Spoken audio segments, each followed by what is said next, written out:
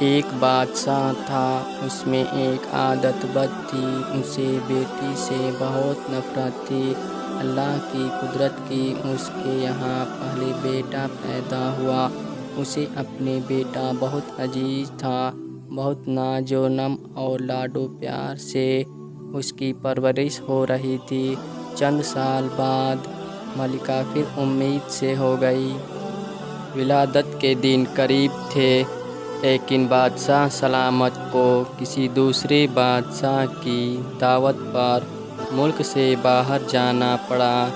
جانے سے پہلے بادشاہ نے ملکہ کو حکم دیا کہ میں کہیں باہر جا رہا ہوں، اگر میرے آنے سے پہلے ولادت ہوئی، لڑکا ہوا تو ٹھیک، لیکن اگر لڑکی ہوئی تو اسے ہلاک کر دینا۔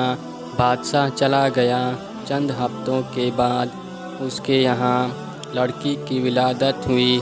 اولاد ماں کو بہت پیاری ہوتی ہے۔ ملکہ رونے لگی کہ اے اللہ، اب میں کیا کروں؟ ولادت کے وقت ایک دائی موجود تھی جو ملکہ کی حالت جار دیکھ رہی تھی۔ اللہ نے اس کے دل میں رحم پیدا کیا۔ اس نے ملکہ سے کہا، اے ملکہ، آپ دل چھوٹا مت کیجیے، میں یہاں سے سب کے سامنے بچی کو ہلاک کرنے کے بہانے لے جاؤں گی، پر میں یہاں سے اسے اپنے گھر میں لے جا کر پالوں گی۔ اگر آپ کسی طرح سے بچی کے لیے خرچ وغیرہ بھیجتی رہیں گی تو آپ کی بچی خوشحال اور آسودہ ہوگی، ورنہ مجھ غریب کو جو نصیب ہے اس سے ہی اسے بھی پالنے کی کوشش کروں گی۔ ملکہ نے کچھ سونا چاندی زیور وغیرہ بچی کے واسطے تھما دی، بچی کو اس کے حوالے کیا۔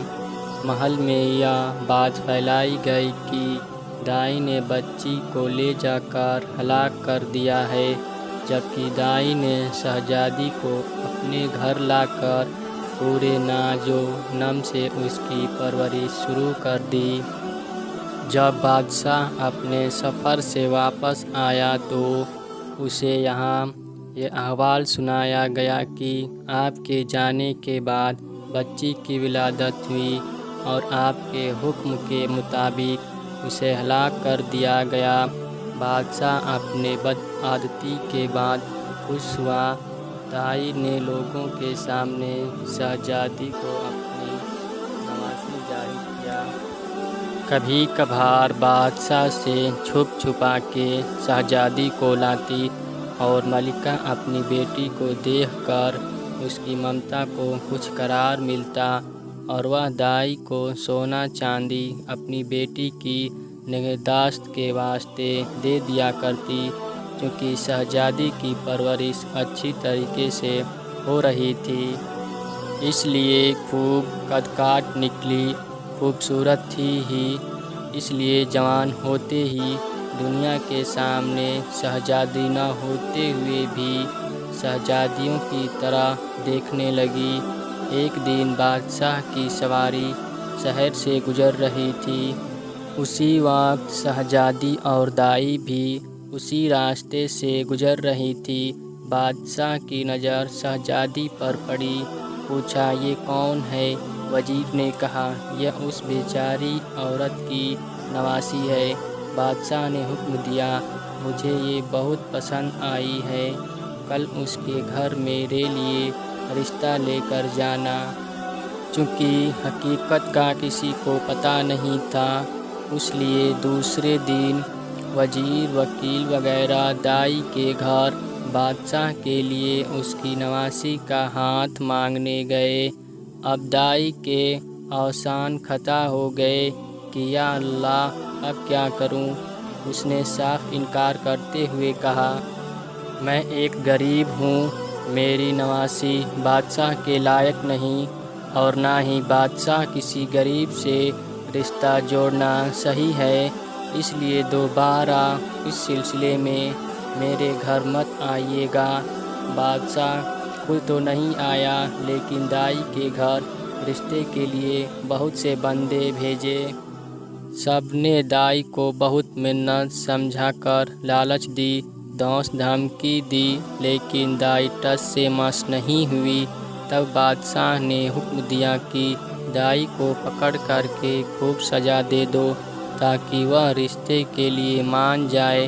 سپاہی دائی کو پکڑ کر بادشاہ کے سامنے لائے اور انہوں نے اسے خوب کوٹ کوٹ کر پیٹنا شروع کیا۔ سپاہیوں نے دائی کو کپڑے کی طرح نچوڑ کے رکھ دیا۔ بیچاری پہلے سے ہی 2 ہڈیوں پر تھی، اتنی مار برداشت نہ کر سکی اور بادشاہ کے سامنے چیخ پڑی، بادشاہ سلامت، یہ کوئی اور نہیں بلکہ آپ کی بیٹی ہے۔ میں نے اسے ہلاک کرنے کے بجائے لے جا کر اپنے گھر میں اس کی پرورش کی ہے۔ اب بادشاہ کو احساس ہوا کہ وہ کیا غلطی کرنے جا رہا تھا۔ خدا نے اسے گناہ عظیم سے بچایا۔ وہ اور زیادہ غصے میں آ گیا، اپنے بیٹے یعنی شہزادے کو بلا کر حکم دیا کہ اپنی بہن کو جنگل میں لے جا کر قتل کر دے اور اس کی آنکھیں نکال کر اور گردن کا خون لا کر مجھے دکھا دے تاکہ مجھے یقین ہو جائے۔ شہزادہ پریشان ہوا کہ وہ کیسے اپنے ہاتھوں سے اپنی بہن کو قتل کرے، اس کی آنکھیں نکال لے اور اس کے گردن کا خون لا کر باپ کو دکھا دے۔ اسے کسی صورت یہ گوارا نہ تھا، اگرچہ اسے اپنی بہن کے متعلق اب معلوم ہوا، لیکن اسے پتہ تھا کہ بادشاہ ہر صورت اپنی بیٹی کو ہلاک کرنا چاہتا ہے۔ اگر اس نے اسے قتل نہیں کیا تو بادشاہ دونوں کو ہلاک کر دے گا۔ مجبور ہو کر اپنی بہن کو ساتھ لے کر جنگل کی طرف چل پڑا۔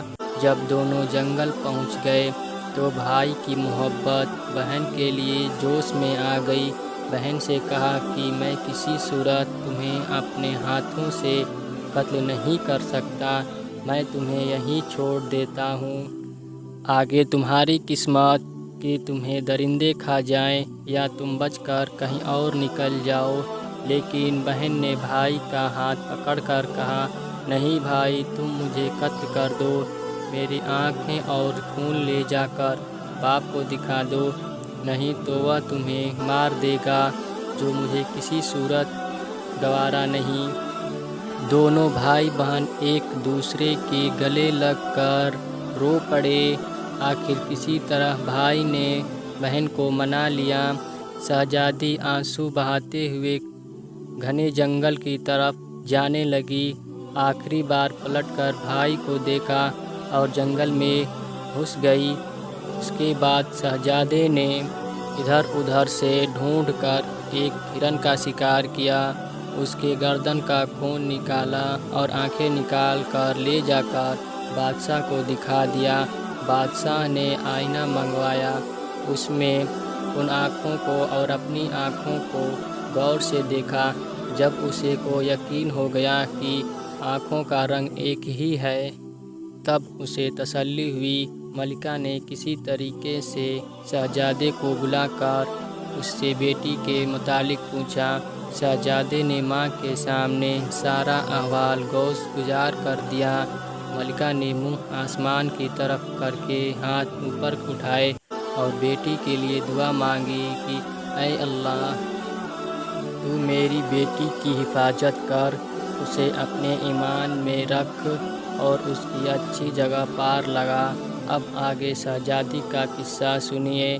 شہزادی جنگل میں رہنے لگی اور بھوک مٹانے کے لیے جنگلی پھل پھول بوٹے کھا کر اپنا وقت گزارنے لگی۔ اس دوران بہت سا وقت گزر گیا۔ جھاڑیوں کانٹوں سے الجھ کر اس کے پوشیدہ کپڑے تار تار ہو گئے۔ آخر کار اس کے بدن پر کوئی کپڑا نہ رہا۔ ایک دن کسی اور ملک کا بادشاہ اپنے لاؤ لشکر کے ساتھ اسی جنگل کے راستے سے گزر رہا تھا۔ اتفاقاً بادشاہ اسی طرف جا نکلا جدھر شہزادی تھی۔ جب شہزادی کے کانوں میں کسی گھوڑے کی قدموں کی آہٹ پڑی تو جلدی جلدی کسی گھنے درخت پر چڑھ گئی اور اس کے بڑے بڑے پتے توڑ کر اپنی سترپوشی کر کے چھپ کے بیٹھ گئی۔ بادشاہ بھی آ کے اس درخت کے نیچے ٹھہر گیا۔ درخت گھنا اور سایہ دار تھا۔ ایک طرف اپنے گھوڑے کو باندھا اور درخت کے سائے میں کپڑا بچھا کر تھوڑی دیر سستانے کے خاطر لیٹ گیا۔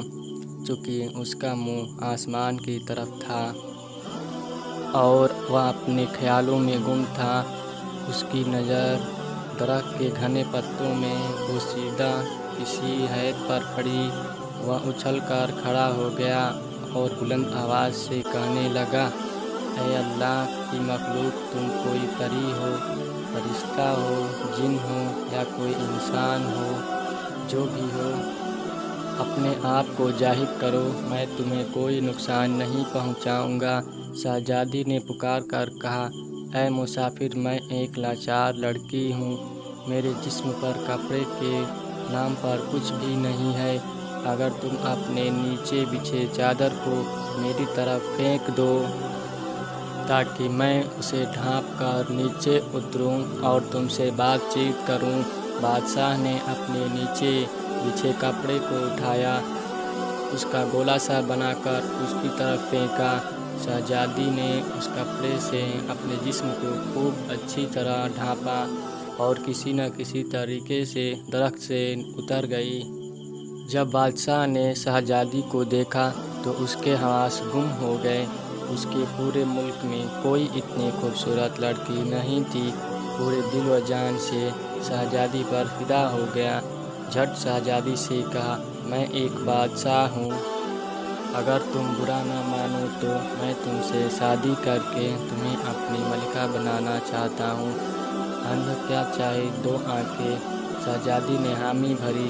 وہ بھی ایک ایسا بندہ چاہتی تھی جو اسے عزت دے۔ بادشاہ خوشی خوشی شہزادی کو لے کر اپنے ملک روانہ ہو گیا۔ اپنے ملک پہنچتے ہی بادشاہ پہلے وزیر کے گھر جا پہنچا اور اس سے کہا، ایسا سمجھو کہ یہ تمہاری بیٹی ہے، میں کل رشتہ مانگنے آؤں گا اور شادی بیاہ رچا کر اپنی امانت یہاں سے اپنے محل لے جاؤں گا۔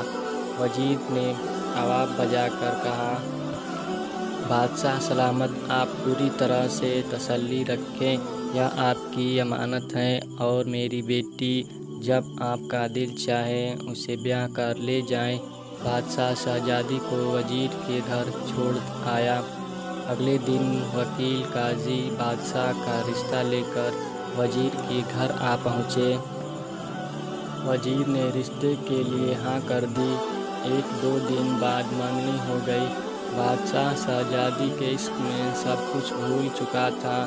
جلد ہی شادی کا نیوتا بھیجا اور شہزادی کو بیاہ کر اپنے محل لایا۔ بادشاہ اور شہزادی اپنے شادی سے بہت خوش تھے۔ اس دوران بادشاہ نے شہزادی سے اس کے متعلق کچھ نہیں پوچھا تھا۔ چند سال بعد اس کے یہاں بیٹے کی ولادت ہوئی۔ بادشاہ بہت خوش تھا۔ اس نے شہزادی سے، جو اب ملکہ بن گئی تھی، پوچھا، اب جب کہ اللہ نے ہم دونوں کو اولاد نریجہ سے نوازا، تم اب ایک بیٹے کی ماں بن گئی ہو، اب مجھے بتاؤ کہ تم کون ہو، کس کی بیٹی ہو اور کس جگہ سے تمہارا تعلق ہے۔ شہزادی نے کسی طریقے سے بادشاہ کو ٹال دیا۔ ماہ و سال گزرتے چلے گئے۔ بادشاہ کے یہاں دوسرے بیٹے کی ولادت ہوئی۔ بادشاہ نے دوبارہ شہزادی سے وہی سوال دہرایا۔ شہزادی نے پھر بادشاہ کو ٹال دیا۔ آخر کار ان کے یہاں جب تیسرے بیٹے کی ولادت ہوئی تو اس نے موقع پر بادشاہ نے شہزادی کی حقیقت معلوم کرنے کے لیے بہت دباؤ ڈالا۔ آخر کار شہزادی مان گئی اور بادشاہ کو حقیقت بتائی کہ وہ فلاں ملک کی بادشاہ کی بیٹی ہے۔ بادشاہ کو کس طرح بیٹیوں سے نفرت تھی، اس نے کس طرح مجھے مارنے کا حکم دیا اور دائی نے مجھے किस तरह बचा कर अपने घर में मेरी परवरिश की। बादशाह ने किस तरह मुझे देखा, फिर किस तरह अपने भाई के हवाले करके कत्ल करने का हुक्म दिया। मैं उस तरह जंगल में बाल ज़िंदगी गुजारने लगी। वहाँ तुमने मुझे देखा, मुझे अपने साथ लेकर आए और मुझसे शादी की। इस कहानी का दूसरा भाग देखने के लिए अगर अब तक आपने हमारे चैनल को सब्सक्राइब नहीं किया तो आप हमारे चैनल को सब्सक्राइब कर लें। खुदा हाफिज़।